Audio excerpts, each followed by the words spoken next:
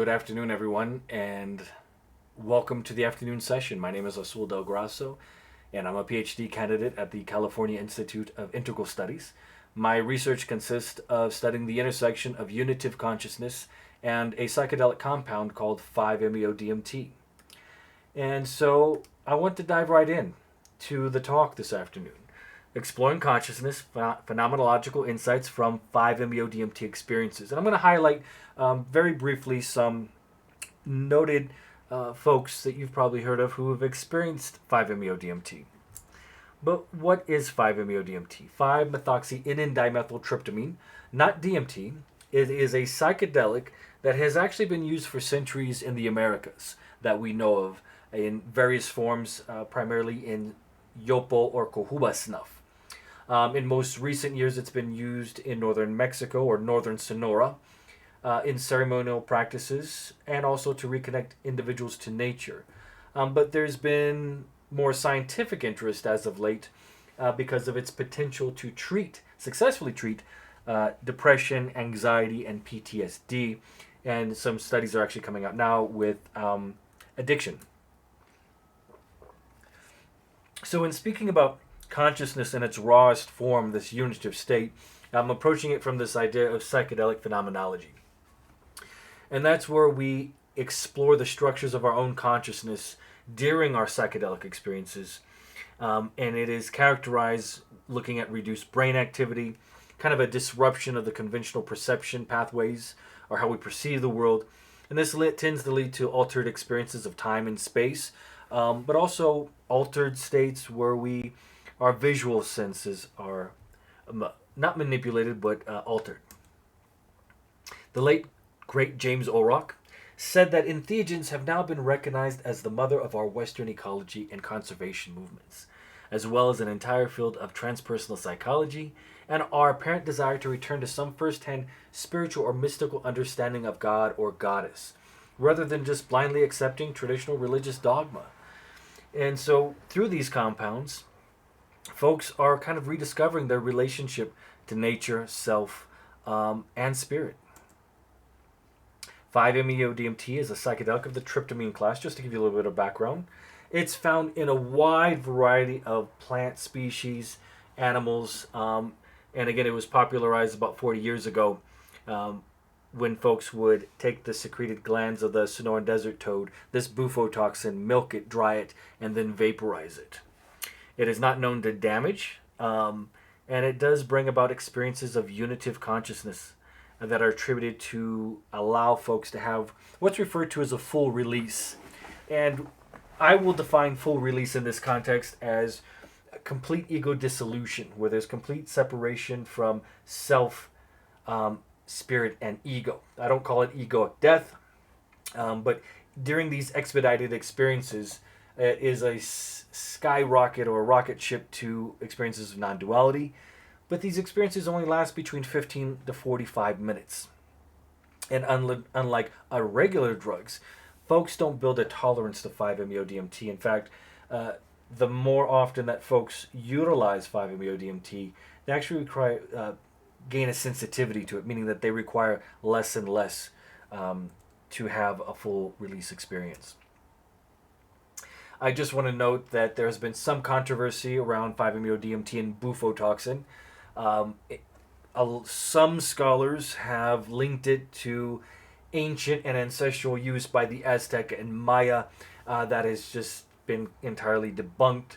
The bufotoxin has only been used for the last 40 years versus the iconography that we might have seen in Aztec or Mayan depictions is actually the Bufo marinus toad of southern Mexico. It does produce bufotenin, but they do not produce 5-MeO-DMT.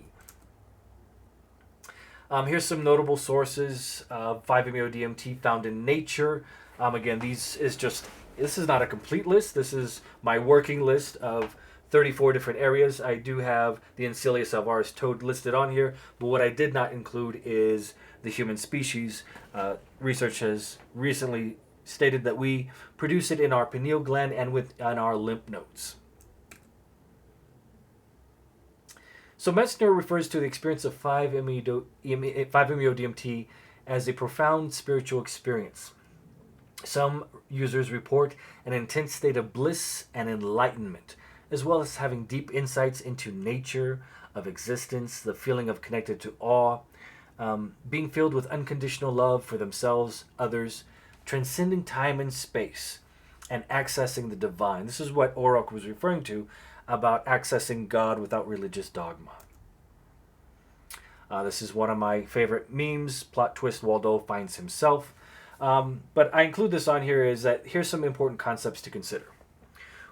Folks really should understand the origins and history of 5-MeO-DMT. It does go back millennia.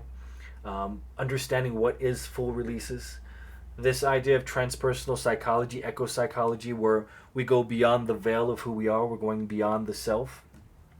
Experiences of 5-MeO-DMT can create an ontological shock or a spiritual emergence. And I'll dive into what living resurrection is in a moment. But then also this idea of having experiences of non-duality or unitive consciousness, in which I would define it is neither dual or non-dual. It is all. And, when we think about transpersonal psychology, this is based in non-duality, the recognition that each part of the person is fundamentally and ultimately part of the whole. Again, as I mentioned earlier, the word transpersonal means to go beyond the facade. Comes from the Greek, to go beyond the mask. It looks at spiritual beliefs, practices, and attitudes in society's relationship to the whole, the soul as it relates to self-states of being. And then going one step further, transpersonal eco-psychology is knowing that Earth is home to the soul as an extension of self, but not as source but not resource. And then Freddie Silva brought in this idea of living resurrection, and this idea has actually been used around the world for thousands of years. Living resurrection refers to an initiatory experience that reenacts a medical rebirth into a different state of awareness and connectedness. And so in the context of 5-MeO-DMT and having these experiences of unitive consciousness, it is in a sense a metaphorical rebirth after the experience. He called this awakened to the great mystery, the knowing of all. And it's during these living resurrections that initiates experience non-ordinary states of being, and their consciousness shifts into a higher state of spiritual interconnection. And when I think of initiation, we want to think pharaohs, kings, priests, priestesses, knights templar, so forth. Then this idea of unitive conscious as self-knowing rather than an object knowing. It is consciousness that has become conscious of itself, and we know ourselves to be the knower. We experience that we are unified ground of fundamental consciousness. This idea of non-duality then is a sense of self that is not detached from anyone or anything, but instead interconnected with all, and recognizing that dualism plays a key component to the experience of non-duality. So all that to say is acknowledging that duality grounds in the experience of non-duality. So let's dive in to some insights of 5-MeO-DMT experiences. Stan Groff described his experience in the following way. I was hit by a cosmic thunderbolt of immense power that instantly shattered and dissolved my everyday reality. I lost all contact with the surrounding world, which completely disappeared as if by magic. The awareness of my everyday existence, my name, my whereabouts, my life disappeared. My only reality was a mass of radiant, swirling energy of immense proportions that seemed to contain all of existence in a condensed and entirely abstract form. So when we talk about ego dissolution, separation from the self, this is how Groff was describing that experience of ego dissolution within it. Ralph Metzner described his experience as being with the absolute, as he states, a shattering annihilation, a feeling of being inside of an explosion, being fragmented into countless tiny shards. I felt as though I was being turned inside out, as though my innards were extruding through my mouth. My body was apparently rolling on the ground, as I later realized, coiled into a ball of the Ouroboros serpent. All distinctions between inner and outer self other and above and below were obliterated. Animal sounds appeared to be coming from my mouth. There were no feelings of fear, indeed, no feelings at all. No other kind of impersonal ecstasy, no sense of body, no sense of self. Only a sparkling sense of awe-inspiring beauty. Really describing this idea of unitive consciousness.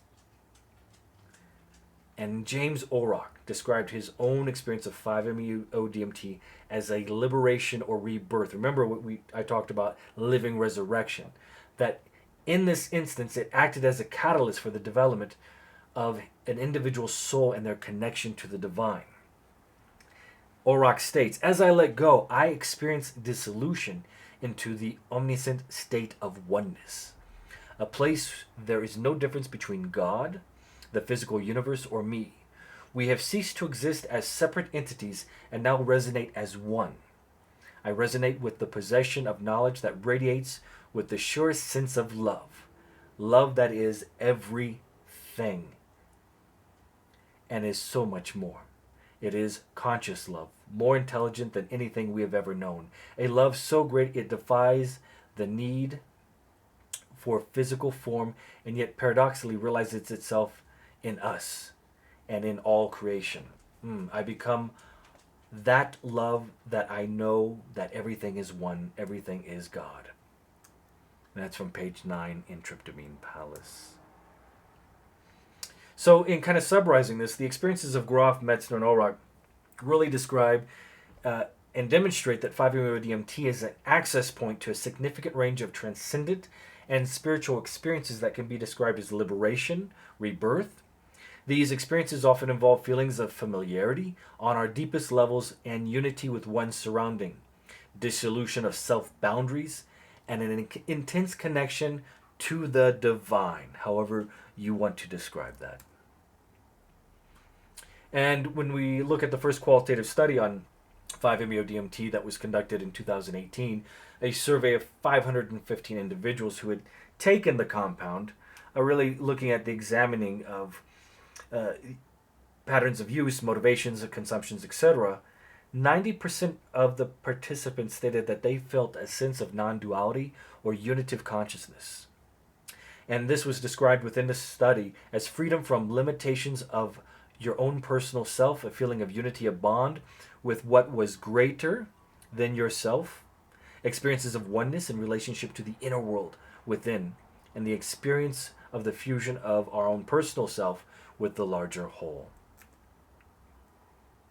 And similar to themes from Grof, Metzner, and Orrock, Fray Ramon Pagne, who arrived with Christopher Columbus way back in the day, spent 4 years with the Taino people of Borrequin, which we now refer to as modern-day Puerto Rico. At that time, it was considered New Spain.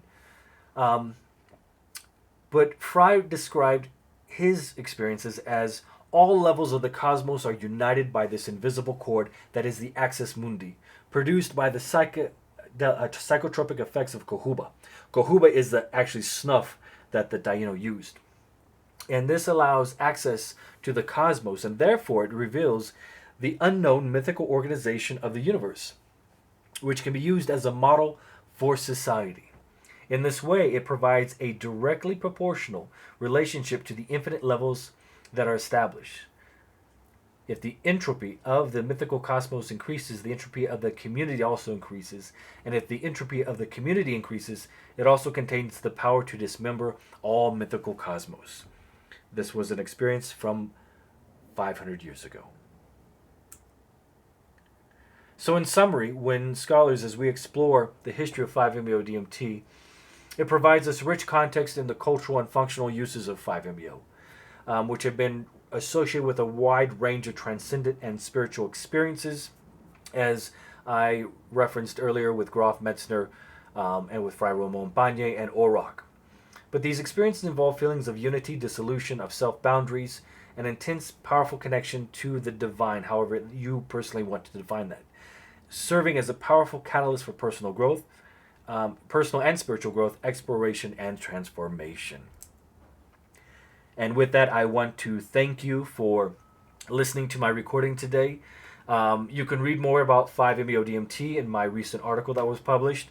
The QR code will take you directly to it. But in that, I really dive into the history of 5-MeO-DMT, its uses and non-uses in Mexico, research that's being done about the acacia tree actually being Moses' burning bush, and the use in Puerto Rico. So with that, I want to thank you for your time today. I hope you've had a wonderful conference, and I hope to see you in person next year. Thank you.